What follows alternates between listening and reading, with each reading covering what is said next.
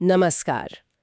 आज हम एक बहुत ही दिलचस्प विषय पर बात कर रहे हैं, अहंकार। जी हाँ, जिसे अक्सर सबसे बड़ा भ्रम भी कहा जाता है। बिल्कुल।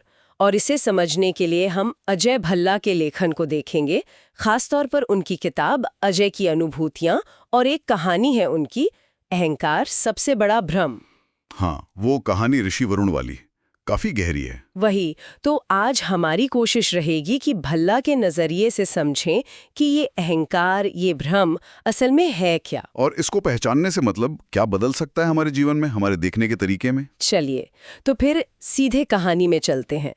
कहानी शुरू होती है जब एक युवा शिष्य है अजय, वो अपने गुरु ऋषि वरुण से पूछता है। हाँ, वो पूछता है, गुरुदेव, इस दुनिया में सबसे बड़ा भ्रम क्या है? और ऋषि का जवाब सिर्फ एक शब्द, अहंकार। अहंकार। लेकिन कहानी यहीं खत्म नहीं होती। असल में कहानी तो ये है कि ऋषि खुद इस भ्रम को कैसे अनुभव करते हैं, है ना? बिल्कुल। कहानी बताती है कि ऋषि वरुण को अब सालों की साधना के बाद ऐसा लगने लगा था कि उन्होंने सब कुछ त्याग दिया है, वो पूरी तरह आत्मनिर्भर हैं। हाँ, कि उनकी जो भी आध्यात्मिक उन्नति हुई वो सिर्फ उनकी अपनी मेहनत, उनकी अपनी कोशिशों का फल थी। जी, और अजय भल्ला इसी को कहते हैं वैराग्य के भेष में छिपा हुआ अहंकार। ओहो। शायद ये सबसे मुश्किल से पकड़ में आने वाला रूप है अहंकार का। हाँ, क्योंकि ये दिखता नहीं है आसानी से। भला अपनी अनुभूतियों में भी इस पे लिखते हैं शायद। हाँ, वो लिखते हैं कि कैसे ये सिर्फ बड़ी बड़ी आध्यात्मिक खोजों में ही नहीं, बल्कि रोजमर्रा की हमारी छोटी छोटी बातों में, हमारी उपलब्धियों में भी छिपा हो सकता है। सही बात है। अच्छा, फिर कहानी में वो मोड़ आता है जब हालात बदलते हैं। हाँ, वो भयंकर सर्दी पड़ती है और ऋषि बीमार हो जाते हैं, बहुत बीमार।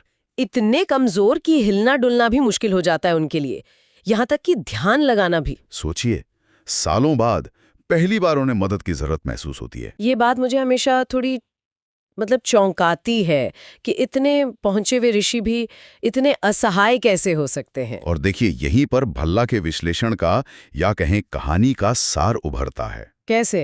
होता यह है कि बिना उनके कुछ कहे ही कुछ लोग उनकी मदद करते हैं। एक लकड़हारा आता है, एक गांव की महिला, एक बच्चा। हाँ, कोई आग जला देता है, कोई दलिया ले आता है, कोई हाथ पैर दबाता है। जी, और ये सिर्फ शारीरिक मदद नहीं थी, ये ऋषि के अंदर कुछ जगा रही थी, एक एहसास। क्या एहसास? उन्हें एहसास हुआ कि उनका वो जो विचार था आत्मनिर्भरता का, वो कितना खोखला था, वो असल में दूसरों पर कितने निर्भर थे। और तभी उन्हें वो ज्ञान होता है, वो एहसास कि तुम करता नहीं हो। बिल्कुल, तुम जीवन के इस विशाल ताने बाने का सिर्फ एक धागा हो। सिर्फ एक धागा। उन्हें समझ आता है कि वो सबसे बड़ा सच भूल गए थे कि कोई भी अकेला नहीं है, सब जुड़े हुए हैं। हाँ। लेकिन यहाँ एक सवाल उठता है, अगर हम करता नहीं है तो फिर कौन है?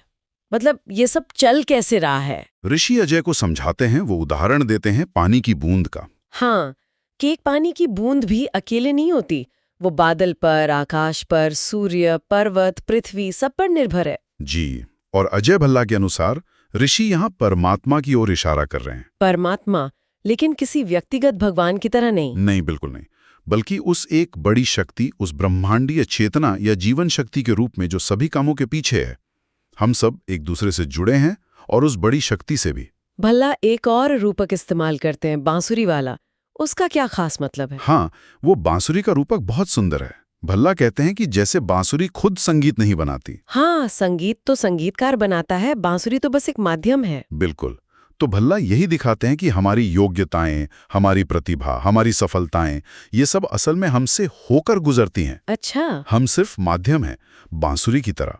इनका श्रेय लेना कि मैंने ये किया, ये भी अहंकार का ही एक रूप है। और ये बहुत सूक्ष्म हो सकता है ना?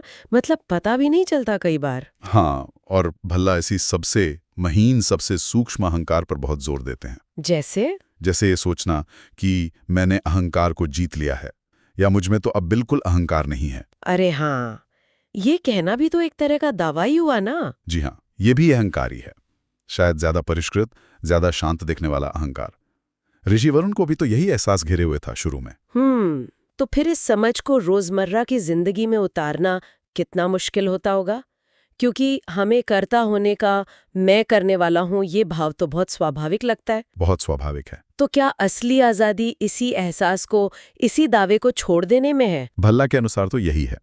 असली स्वतंत्रता ये घोषणा करने में नहीं कि मुझ में अहंकार नहीं है, बल्कि इस दावे को ही, इस विचार को ही पूरी तरह से छोड़ देने में है। मतलब बस चीजों को होने देना। एक तरह से नियति अपना काम करती है, पर जब हम अहंकार के इस खेल को पहचान लेते हैं, उसे बहुत ज्यादा गंभीरता से लेना बंद कर देते हैं, तो उसकी पकड़ ढीली पड़ जाती है और हम उस बड़ी तस्वीर को, उस ताने बाने का हिस्सा होने की सच्चाई को स्वीकार करने लगते हैं। जी बिल्कुल। तो संक्षेप में कहें तो अजय भल्ला के लेखन और इस कहानी से जो मुख्य बात निकल कर आती है वो यही है कि अहंकार हमें एक अकेलेपन का और कर्ता होने का भ्रम देता है।